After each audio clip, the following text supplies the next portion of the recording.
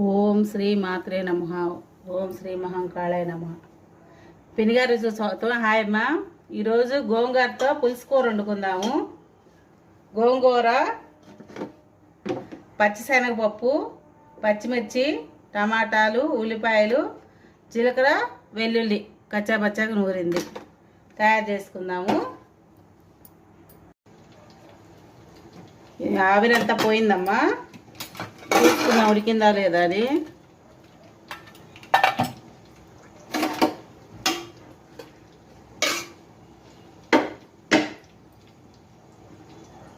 ఇట్లా ఉడకాలి మెత్తగా.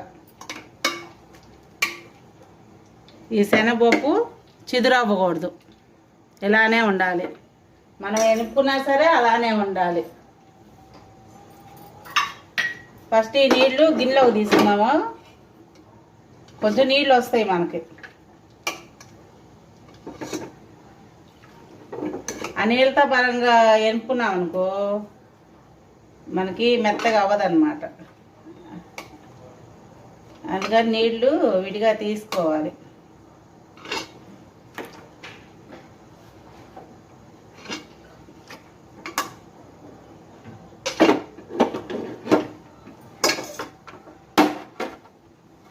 నాకు ఈ నీళ్ళు వచ్చినాయి. మళ్ళీ ఈ నీళ్ళు అందులోనే పోసుకోవాలి మనం.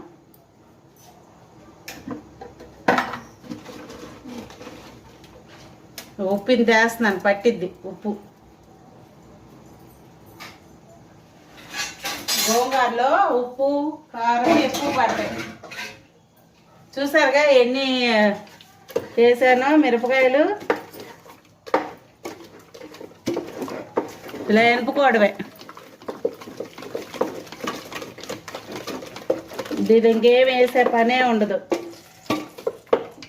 అందులో నూనె పెడతాను తాలింపుకి. పెట్టేసాను, కాగుతుంది.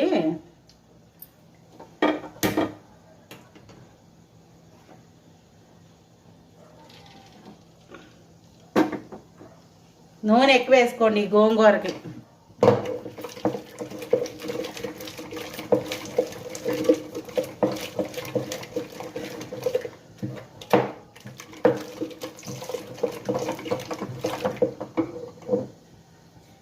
ఇది ఇట్లా మెత్తగా ఎనుపుకోండి చాలు.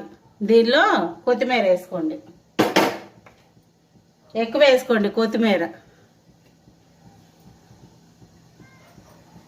తాలింపు వేసుకుందాము.